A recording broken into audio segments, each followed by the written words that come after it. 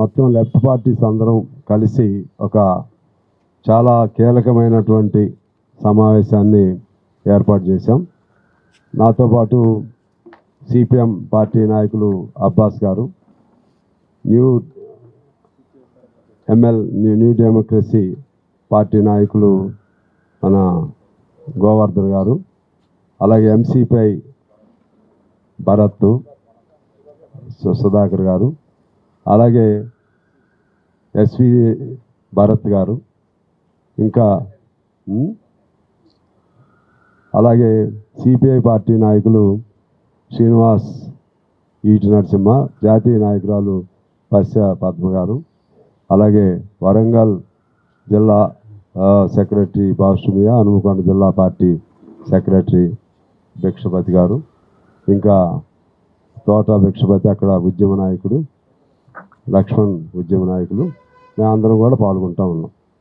ఇది నిన్న ఒక ఘటన జరిగింది.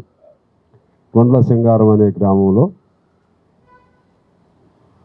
అర్ధరాత్రి, దేశంలో దొంగలు పడ్డారంటారే అట్లా అర్ధరాత్రి పోలీసులు ఆ గ్రామం మీద పడి అర్ధరాత్రి కూల్చివేసి ఆడవాళ్ళు పిల్లలనే విచక్షణ లేకుండా వివక్షతాపూర్వకంగా వాళ్ళని బలవంతాన్ని లాగేసి అడ్డం వచ్చిన వాళ్ళని కాళ్ళు చేతులు మడిచి మరి మా తోట భిక్షపతి లాంటి వాళ్ళు ఇంకా అనేక మంది యువకులను కూడా కాళ్ళు చేతులు మడిచి లోపలేసి 300-400 మందిని అరెస్ట్ చేయడం జరిగింది. మా పాయింట్ ఏంటంటే, అసలు ఆ భూమి మీకు ఎవరికి ఏమన్నా ఉపయోగం ఉందా? అక్కడ ఆల్రెడీ అంతకుముందు ఒక చెరువు ఉండేది, దాన్ని కోమల కొంట అనే చెరువు ఉండేది. ఆ చెరువుని డిస్మాంటిల్ చేసేసింది గవర్నమెంట్. చెరువుని డిస్మాంటిల్ చేసి దాన్ని అది ఉపయోగం లేదని చెప్పి ఎస్ఆర్ఎస్పి కింద కాలువ తీశారు. అప్పుడే ఆ తర్వాత 2009లో 1400 మందికి సర్వే నెంబర్ 174, 175 కింద 56 ఎకరాలు రాజశేఖర రెడ్డి గారు అప్పుడే ఈ సర్వే నెంబర్లో 174, 170 సర్వే నెంబర్లో 56 ఎకరాల్లో 1400 మందికి పట్టాలు ఇవ్వటం కూడా జరిగింది. ఈ మధ్య ఈ గవర్నమెంట్ వచ్చినాక 40 మందికి కూడా పట్టాలు ఇవ్వటం జరిగింది. తర్వాత ఇప్పుడు ఈ బాధితులు వేసుకున్నది 8 ఎకరాల్లో. ఈ 8 ఎకరాలకి ఎంటర్ అయ్యేటప్పుడు కానీ అంటే ఒకవేళ కాలువలాగా ఏమన్నా నీళ్లు వస్తాయి అనుకున్నా వచ్చే పరిస్థితి లేదు. అటు బిగినింగ్లోను ఎండింగ్లోను రెండు వైపులో కూడా పెద్ద పెద్ద బిల్డింగ్స్ కట్టేసుకున్నారు. కొంతమంది నిజంగా కొనుక్కున్న వాళ్ళు కట్టుకుని ఉంటారు, కొంతమంది కబ్జాదారులు కట్టుకుని ఉంటారు. అందరినీ కబ్జాదారులు అనాల్సిన అవసరం లేదు. అంటే అర్థం ఏంటి, ఇదే సేమ్ నెంబర్లో 56 ఎకరాలు ఆల్రెడీ ఆక్యుపైడ్, ఇక మిగిలి ఉంది 8 ఎకరాలు. తర్వాత ఇదే సేమ్ నెంబర్లో చాలామందికి పట్టాలు కూడా ఇవ్వటం జరిగింది. అంటే అది ఒక 50 ఎకరాల పైన, అంటే 100 ఎకరాలు ఆల్రెడీ అయిపోయింది. ఎందుకు చేశారు ఈ పని అంటే ఎమ్మెల్యే గారిని అడిగాం, స్థానిక ఎమ్మెల్యే గారిని. ఆయన మాకు తెలవదని చెప్పారు. అదే పద్ధతుల్లో ముఖ్యమంత్రి గారి దృష్టికి తీసుకెళ్ళాం, అదేవిధంగా సలహాదారు నరేంద్ర రెడ్డి గారి దృష్టికి తీసుకెళ్ళాం, అందరి దృష్టికి కూడా తీసుకుని వెళ్ళాం. సరే, దాన్ని ఇక మేము అందరం కూడా వెళ్ళాం. కొంత రెస్టోర్ అయినట్లుగా అనిపించింది, తగ్గారు పోలీసులు. అదే పద్ధతుల్లో అంతకుముందు 2 రోజుల ముందు అది గోపాల్పూర్ అనే చోట సిపిఎం పార్టీ నాయకత్వంలో కూడా ఇల్లు వేసుకున్నారు, నిర్దాక్షిణ్యంగా కూల్చి పారేశారు. కూల్చి దానికి చుట్టూ ఇప్పుడు కంచి కూడా ఫెన్సింగ్ కూడా వేసి పారేశారు. అంతకుముందు వెలుగుమట్టలో జరిగింది. అంటే ఇది కొన్ని చోట్ల జరిగిన ఏదో మాకు భూమి ప్రభుత్వానికి అవసరం అనే చోట మీరు చేశారు. 1-2 చోట్ల ప్రభుత్వానికి భూమి అవసరమైనా సరే అక్కడ ఎవరన్నా ఉంటే, రైతులు కానీ లేకపోతే పేదవాడు ఇల్లు వేసుకుని ఉంటే వాళ్ళతో చర్చించాలి, వాళ్ళని ఒప్పించాలి, వాళ్ళకి నష్టపరిహారం ఇవ్వాలి, ఇచ్చి మీరు తీసుకోవాలి. కానీ చేతిలో అధికారం ఉంది కదా అని చెప్పి ఇష్టం వచ్చిన పద్ధతుల్లో పోలీస్ బలగాలని, రెవెన్యూ బలగాలను ఉపయోగించడం అనేది ఇది ప్రజా వ్యతిరేక విధానం కింద మేము భావిస్తున్నాం. ఇక వీటికి సంబంధించి వెలుగుమట్ల తీసేసిన చోటే మళ్ళీ ఇచ్చారు. ఏం ఉపయోగం? ఇందా మా గోవర్ధన్ గారు చెప్తున్నారు, తీసిన చోటే మళ్ళీ ఇచ్చారు. అసలు మీకేం ఉపయోగం? అది పగలగొట్టారు, మీరు చెడు పేరు తెచ్చుకున్నారు. మళ్ళీ 300 ఇళ్ళు అక్కడే కట్టిచ్చేస్తామని ఇచ్చారు. ఉపయోగం ఏంటి? అందువల్ల మేమేమంటున్నామంటే, ఇప్పుడు ఎక్కడెక్కడ పగలగొట్టారో గోపాలపురం కానీ లేకపోతే కొండ్ల సింగారం కానీ వాళ్ళు ఖచ్చితంగా ప్రత్యామ్నాయం ఇళ్ళు మీరు కట్టించేవాళ్ళని మేము డిమాండ్ చేస్తూ ఉన్నాం వెలుగుమాటలలాగా. అదే పరిస్థితుల్లో రాష్ట్రంలో కొన్ని లక్షల మంది వేలు కాదు, ఇప్పుడు మన హైదరాబాద్ మహానగరంలోనే లక్షలాది మంది పేదవాళ్ళు మురికి కోపాలు స్లమ్ ఏరియాస్లో నివాసం ఉంటున్నారు. చిన్న ఈవెన్ 25-30 గజాల్లో కూడా ఉంటున్నారు, 50 గజాల లోపు కూడా ఉంటున్నారు. అటువంటి వాళ్ళని గుర్తించి వాళ్ళకి పట్టాలు ఇస్తే మీకు నష్టం ఏంటి? ఎట్లయినా వాడు ఖాళీ చేయరు, మీరు అన్ని లక్షల మందిని చేయలేరు. పట్టాలు ఇస్తే మీకు మంచిదే కదా. రంగారెడ్డి జిల్లాలో ఉన్నారు, అందులో భూదాన భూముల్లో ఉన్నారు, ప్రభుత్వ భూముల్లో ఉన్నారు, మిగులు భూముల్లో ఉన్నారు. ఇలా రంగారెడ్డి, మేడ్చల్, హైదరాబాద్ ఇక్కడే కొన్ని లక్షల మంది ఉన్నారు. ఇక వరంగల్ జిల్లా, మహబూబాదు, అదేవిధంగా భూపాలపల్లి, అలాగే మన చేవెళ్ళ ప్రాంతంలో రంగారెడ్డి జిల్లాలో, అలాగే కొత్తగూడెం, ఖమ్మం, ఇలా పోతే కరీంనగర్ ప్రాంతంలో నిన్న మేము అటు వెళ్ళాం. అక్కడ కూడా భూములు తీసేసుకున్నారు, లేదు మన ప్రాజెక్టుల కోసం, కాళేశ్వర, మల్లన్న సాగర్ వాటి కోసం. వాళ్ళకి దిక్కుమొక్కు లేదు. ఇటువంటి అన్నీ చూస్తే కొన్ని లక్షల మంది ఉంటారు. అందువల్ల మేము ఇవాళ లెఫ్ట్ పార్టీస్ అందరం కూర్చుని ఒక ప్లాన్, కమ్యూనిస్ట్ పార్టీలు అంటే పేదవాళ్ళ కోసం పార్టీలు. ఈ పేదవాళ్ళ కోసం ఉన్నప్పుడు ముఖ్యంగా గుడిసెలు సమస్య ఉంటుంది. అందులో పేదవాడికి తినడానికి తిండి, తాగటానికి నీళ్లు, ఉండటానికి జాగా, తర్వాత ఉద్యోగం, చదువులు ఇవన్నీ కూడా ఉండాలి. ముందు జాగా కావాలి. జాగా కోసం పెద్ద ఎత్తున పేదవాడి గుడిసెల పోరాటాన్ని చేయాలని ఇవాళ ఒక చారిత్రాత్మకమైనటువంటి నిర్ణయాన్ని మేము కమ్యూనిస్ట్ పార్టీలో తీసుకోవడం జరిగింది. చారిత్రాత్మకమైన నిర్ణయం ఎందుకు అంటున్నానంటే, ఆనాడు విద్యుత్ ఉద్యమం ఎలా చేశామో అటువంటి ఉద్యమం ఇవాళ మేము టేకప్ చేయాలని మేము అందరం అనుకున్నాం. మళ్ళా దశల వారీగా ఈ ఉద్యమాన్ని మళ్ళీ కూర్చుని సమావేశాలు జరిపి ఎట్లా చేయాలో ఆలోచన చేస్తూ ఉన్నాం. దానిలో భాగంగా దానికి అనుగుణంగా 27వ తారీఖున, ఈ నెల 27వ తారీఖున వరంగల్, హనుమకొండ జిల్లాల్లో అక్కడ సిపిఐ కానీ, సిపిఎం కానీ, అదర్ లెఫ్ట్ పార్టీస్ అందరూ కలిపి వేల మందితో, దాదాపు 10,000 మందితో ఇవాళ నిరసన కార్యక్రమం ఫస్ట్ అక్కడ స్టార్ట్ అయింది. ఆ తర్వాత అన్ని జిల్లాల్లో కూడా 1వ తారీఖున, జూలై 1వ తారీఖున అన్ని జిల్లా కార్యాలయాలు, కలెక్టర్ కార్యాలయాల ముందు కూడా పెద్ద ఎత్తున ఉద్యమం మొదలవుతుంది. ఆ తర్వాత 6వ తారీఖున ఈ రాష్ట్రంలో ఈలోపే మేము గుర్తించే ప్రక్రియ మొదలు పెడతాం. అంటే ఎన్ని లక్షల మంది ఉన్నారు పేర్లన్నీ కలెక్ట్ చేస్తాం. ఏ జిల్లాలో ఎంతమంది ఉన్నారు, ఏ నియోజకవర్గంలో ఎంతమంది ఉన్నారు పేర్లు కలెక్ట్ చేస్తాం. వీటన్నిటినీ ప్రభుత్వానికి సబ్మిట్ చేయాలి. సబ్మిట్ చేసే క్రమంలో 6వ తారీఖున కూడా వేలాది మందితో ఇందిరా పార్కులో పెద్ద ఎత్తున ధర్నా పెడతాం. ఆ తర్వాత ముఖ్యమంత్రి గారి సమయం తీసుకుంటాం. ముఖ్యమంత్రి గారి సమయం తీసుకుని ఇవన్నీ కూడా ముఖ్యమంత్రి గారికి సబ్మిట్ చేస్తాం. ఖచ్చితంగా సబ్మిట్ చేసి వేల అప్లికేషన్లు అన్నీ కూడా ఆయనకి సబ్మిట్ చేస్తాం. దాని పరిష్కారం చూపెట్టమని అడుగుతాం. చూపెట్టకపోతే మా పోరాటం కొనసాగుతూనే ఉంటుంది.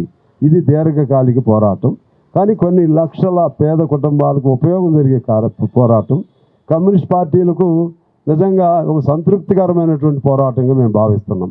పేదవాడికి ఇంత గుడిసె వేసే క్రమంలో మేము కమ్యూనిస్ట్ పార్టీలు, అది ఏ పార్టీ, ఎంఎల్ పార్టీయా, లేకపోతే ఇంకో మావోయిస్టులా, లేకపోతే సిపిఐయా, సిపిఎమ్మా, ఏ పార్టీ అయినా సరే మా పార్టీలు ఎర్రజెండా లక్ష్యమే పేదవాడు. కాబట్టి ఈ అంశం మీద ఇంకా అనేక అంశాలు ఉన్నాయి. ప్రత్యేకించి ఈ అంశం మీద పెద్ద ఎత్తున పోరాటాలు శ్రీకారం చుడుతున్నాం. దానికి మంచి పేరు కూడా రేపు 2వ తారీఖు మళ్ళీ ఒకసారి కూర్చుని ఈ పోరాటానికి ఏం పేరు పెట్టాలో నిర్ణయిస్తున్నాం. ఈలోపు మాత్రం ఇది గుడిసెల పోరాటంగా, ఇవాళ మహత్తర గుడిసెల పోరాటంగా దీన్ని తీసుకెళ్తామని తెలియజేస్తూ, ప్రభుత్వ భూములు ఉన్నాయి మనకు. ముఖ్యంగా తెలంగాణ ప్రాంతం రాష్ట్రం అంతటా కూడా లెక్కేస్తే, మిగతా రాష్ట్రాలతో పోలిస్తే తెలంగాణ రాష్ట్రంలో ఉన్నన్ని భూములు ఎక్కడా దేశంలో లేవు. అంటే మనకు ప్రతి పేదవాడికి, ఇల్లు లేని ప్రతి పేదవాడికి, నిరుపేదకి 60 గజాల స్థలము ప్రభుత్వం అఫీషియల్గా ఇవ్వచ్చు. కాంగ్రెస్ పార్టీ మేనిఫెస్టోలో ఏం చెప్పింది మొన్న ఎన్నికలకు ముందు? మేము ప్రతి పేదవాడిని ఆదుకుంటాము. గత ప్రభుత్వంలో లాగా మేము అనేక రకాల జీవోలు తీసుకొచ్చిన వాళ్ళు అమలు చేయలేదు. మేము అందరికీ ఇళ్ళు ఇస్తామని చెప్పారు. ఇందిరమ్మ పథకాన్ని తీసుకొచ్చారు, గృహ పథకాన్ని. అందుకని ఇప్పుడు గుండ్ల సింగారంలో కానీ, లేకపోతే ఇతర గోపాలపూర్ కానీ, లేకపోతే జగిత్యాల్లో కానీ, లేకపోతే మిగతా చోట్ల వెలుగుమట్టలో కానీ జరుగుతున్నది ఏమిటి? అక్కడ పేదలు ఆ పట్టణంలో ఆ నగరంలో కూలి పని చేసుకోవడం, ఇళ్లలో పాచి పనులు చేసుకోవడం, ఇతరత్ర పనులు చేసుకొని వాళ్ళు నివాసం ఉండడం కోసం వాళ్ళు ఒక 40 గజాలు, ఒక 60 గజాలు, ఒక 70 గజాల భూముల్లో వాళ్ళు ఉంటే కూలి చేస్తున్నారు. నిజంగా కూలి చేయాల్సిన పని ఏముంది? మీరు వెలుగుమట్లలో చేసింది ఏమిటి? వెలుగుమట్లలో 30 ఎకరాల్లో ప్రభుత్వ భూమిలో 11 సంవత్సరాలుగా అక్కడ ఉండేటువంటి పేదలు, ఖమ్మం నగరాన్ని ఆనుకోనినటువంటి వాళ్ళు, అక్కడ పనిచేసుకునే వాళ్ళు గుడిసెలు వేసుకున్నారు 11 సంవత్సరాల కాలం. దాంట్లో చాలామంది పెద్దోళ్ళు అయ్యారు, పర్మనెంట్ ఇళ్ళు కట్టుకున్నారు. మీరు అర్ధరాత్రి వచ్చి కూల్చేశారు. పెద్ద ఆందోళన తర్వాత రాష్ట్రమంతా దీని మీద గగ్గోలు ఎత్తిన తర్వాత అప్పుడు ప్రభుత్వం మళ్ళీ సోయిలోకి వచ్చి లేదు మేము ఇక్కడే ఇస్తామని మీరు దాదాపు 300 మందికి పైగా మీరు అక్కడే ఇల్లు కట్టిస్తామన్నారు. అసలు ముందు మీకు ఓపిక ఉండాలి కదా. ఆ ప్రభుత్వం ఈ ప్రజలు ఎందుకు ఉన్నారు అర్ధరాత్రి దొంగల్లాగా, బందిపోడు దొంగల్లాగా ఎందుకు ఆ ఇల్లు కూల్చేయాలి? నిరసన వచ్చిన తర్వాత మళ్ళీ అక్కడే స్థలాలు ఎందుకు ఇవ్వాలి? అంటే అక్కడ దాదాపు 10 లక్షలు కానీ 5 లక్షలు కానీ విలువ చేసేటువంటి ఇల్లు రూపాయి ఖర్చు చేసుకొని కట్టుకున్నటువంటి ఇల్లును కూల్చేసి మళ్ళీ కట్టడం ఎందుకు? అంటే దీని నుంచి అన్నా మీరు గుణపాఠం తీసుకోవచ్చా? మేము ఈ రాష్ట్ర ప్రభుత్వానికి, ముఖ్యంగా ముఖ్యమంత్రి రేవంత్ రెడ్డి గారికి కానీ కాంగ్రెస్ ప్రభుత్వానికి కానీ చేసే విజ్ఞప్తి ఏంటంటే, మేము కమ్యూనిస్టులుగా మేము గొంతెమ్మ కోరికలు కోరట్లేదు. మీరు ఎన్నికల మేనిఫెస్టోలో ఇచ్చి తెలంగాణ రాష్ట్రంలో ప్రతి పేదవాడు, ప్రతి పేద కుటుంబం సొంత ఇల్లును కలిగి ఉండాలని మీరు ప్రతిరోజు అనునిత్యం మాట్లాడుతున్నారు. అందుకని దానికి అనుగుణంగానే మీరు అన్ని చోట్ల స్థలాలున్నాయి. గుండ్ల సింగారంలో ఏంటి నేను జరిగింది? అది ప్రభుత్వ స్థలం. దానికి సంబంధించి కలెక్టర్ గారు మాట్లాడొచ్చు, అక్కడ ఉండే అధికార యంత్రాంగం ముందు మాట్లాడొచ్చు. ఎమ్మెల్యే గారు ఉన్నారు, సాంబశివరావు గారు ఉన్నారు సిపిఐ పార్టీ తరఫున, సాంబశివరావు గారితో మాట్లాడొచ్చు. ఇవేమీ లేకుండా మీరు పోయి దొంగల్లాగా, బందిపోటులాగా తెల్లవారుజామున పెద్ద ఎత్తున పోయి కూల్చేయడం, ఇలాంటి సాంప్రదాయాన్ని మీరు మానుకోండి. మీరు పేద ప్రజలతో యుద్ధం చేయకండి, పేద ప్రజల మీద బుల్డోజర్ ఎక్కించకండి, పేద ప్రజల గుడిసెలను తీసేసి వాళ్ళ ఉసురు పోసుకునేటువంటి సందర్భం కాకుండా మీరు ప్రజలతోటి, పేదలతోటి మీ ఎన్నికల మేనిఫెస్టో ప్రకారం వ్యవహరించాలని లెఫ్ట్ పార్టీస్గా, సిపిఎంఎల్ న్యూడెమోక్రసీగా మేము విజ్ఞప్తి చేస్తూ ఉన్నాం. తప్పనిసరి తెలంగాణ రాష్ట్రంలో గుడిసె రహిత, లేకపోతే ఇల్లు లేకుండా ఏ కుటుంబం కూడా మీరు మాట్లాడుతున్నట్టుగానే ప్రతి కుటుంబానికి నిలువ నీడ ఉండేటట్టుగా మీరు వ్యవహరించాలని లెఫ్ట్ పార్టీస్గా, న్యూడెమోక్రసీగా మేము కోరుతా ఉన్నాం. పేదల ఇండ్లను కూల్చివేస్తుందో ఎంసీపీ రాష్ట్ర కమిటీ ఖండిస్తుంది. ఈ మధ్యన మన రాష్ట్ర ముఖ్యమంత్రి గారు ఏం చెప్పారంటే, భూ కబ్జాల మీద కఠినంగా వ్యవహరిస్తాం, పాతాళ లోకాన్ని తొక్కేస్తామని ప్రకటించారు. ఎవరిని తొక్కేస్తారు? ప్రభుత్వ భూములు కాపాడుతుంది ఎవరు? అంటే పరోక్షంగా, ప్రత్యక్షంగా ఎవరైనా చూపించి పరోక్షంగా పేదల మీద రాష్ట్ర ప్రభుత్వ ఒక ప్రతాపం చూపించడం జరుగుతుంది. ఇందాక చెప్పినట్టు అది వెలుగుమట్ల కావచ్చు, నిన్న గోపాలపురం కావచ్చు, అట్లనే గుట్ట సింగారం కావచ్చు, అనేక ప్రాంతాల్లో పేదల నివాసాలు ఉంటున్న భూముల మీదనే రాష్ట్ర ప్రభుత్వం కక్ష సాధింపుగా ఉన్నదనేది మనకు స్పష్టంగా తెలుస్తుంది. వాస్తవంగా నిల్వ నీడ గురించి పేదల పక్షా నుండి పోరాడేది కమ్యూనిస్టు పార్టీలు. అలాంటి కమ్యూనిస్టు పార్టీల నుంచి రాష్ట్ర ముఖ్యమంత్రి గారికి, రాష్ట్ర కాంగ్రెస్ ప్రభుత్వానికి ఎక్కడ కబ్జాలు ఉన్నాయో, ఎక్కడ ప్రభుత్వ భూములు ఉన్నాయో కావాలంటే కమ్యూనిస్టు పార్టీ నుంచి మేము ఇస్తాము, రండి. భూ కబ్జాదారులు, రియల్ ఎస్టేట్ వ్యాపారులు, అట్లనే చాలామంది భూ కబ్జాలు చేసుకొని ప్రభుత్వ భూములను కొల్లగొట్టి ఈ నగరంలో కానీ రాష్ట్రంలో ప్రధాన నగర కేంద్రాలలో కూడా భూములు అన్యాయకృతం అవుతున్నాయి. వాటి మీద ప్రతాపం చూసాను, రండి, మేము సహకరిస్తాం. కానీ నిల్వ నీడ లేకుండా గత ప్రభుత్వాలు కూడా ఎలాంటి పేద ప్రజలకు న్యాయం చేయలేని పక్షంలో కమ్యూనిస్టు పార్టీలు వేసిన గుడిసెల మీద వారు ఏదో రేకులో లేకపోతే మంచిగా సరిదిద్దుకున్న ఇండ్ల మీద రాత్రి ప్రతాపం చూచి వాళ్ళకి నిల్వ నీడ లేకుండా చేయడం అనేది సరైనది కాదు. వరంగల్ జిల్లాలో ఎంసీపీ ఆధ్వర్యంలో నర్సంపేటలో గుడిసెల పోరాటం వేసి ప్రజలకు గుడిసెలు కావాలని కొట్లాడుతుంటే మా రాష్ట్ర రవి గారితో పాటు అందరి మీద కూడా క్రిమినల్ కేసులు పెట్టి ఖమ్మం జైలు పంపించింది ఈ మధ్య కాలంలో. మరి ఈరోజు అక్కడ ప్రభుత్వ భూమి ఉంది, అది కబ్జాకు గురవుతుంది, కబ్జాదారులకు అవుతుందని వెలుగులో తెచ్చింది ఎవరు? కమ్యూనిస్టులే కదా. ఈరోజు మెడికల్ కాలేజ్ అవుతుంది అదే ప్రభుత్వ భూమిలో. అంటే కబ్జాలకు గురవుతుంది, వెలుగులో తెచ్చేది ఎవరు? బడా బాబుల నుంచి, కబ్జా కోర్ల నుంచి ప్రభుత్వ భూములు కాపాడుతుంది ఎవరంటే అది కమ్యూనిస్టులమే. రండి, ఈ హైదరాబాద్ కాదు, రంగారెడ్డి, ఈ ప్రాంతం ప్రధాన నగర కేంద్రాలన్నీ కూడా కబ్జాలకు గురవుతున్న ప్రభుత్వ భూములను మేము దగ్గరుండి చూపిస్తాం. ఎన్ని అపార్ట్మెంట్లు కూలుస్తారు, ఎన్ని రియల్ ఎస్టేట్లో వాళ్ళ మీద చర్యలు తీసుకుంటారు. అలాంటి వాళ్ళని వదిలేసి ఈరోజు నిల్వ నీడ గురించి 50 గజాలు 60 గజాల్లో ఇండ్లు స్థలాలు వేసుకుంటే వాళ్ళ మీద రాష్ట్ర ప్రభుత్వం కక్ష సాధింపు చర్య సరైనది కాదని మేము ప్రభుత్వాన్ని చెప్తున్నాం. అలాగే ఈ హైదరాబాద్ నగరంలో దశాబ్దాలుగా ప్రభుత్వాలు మారుతున్నప్పటికీ కూడా ఇళ్ల స్థలాలు వేసుకొని వాళ్ళు ఇండ్లు కట్టుకొని చిన్న చిన్న ఇల్లు కట్టుకుని ఉంటే ఎన్ని ప్రభుత్వం జీవోలు తెచ్చినా జీవోలు అమలు చేయలేదు. గత ప్రభుత్వం 58 జీవో తీస్తూ 59 జీవో గురించి పనిచేసింది తప్ప 58 జీవోల ఎక్కడ కానీ పేద ప్రజల నివాసాలకు సంవత్సరాల తరబడి నివాసాలు ఉంటున్న వారికి గత ప్రభుత్వం 58 జీవో కింద ఒక్క పట్ట భూమి ఇవ్వలేదు. 59 కింద ఖజానా నింపుకోవడానికి ప్రయత్నం చేసింది. మరి గత ప్రభుత్వం అదే ప్రజలు గత ప్రభుత్వాన్ని గద్దెదించినాక ఈ ప్రభుత్వం పేదల గురించి చేసేది ఏం లేదు.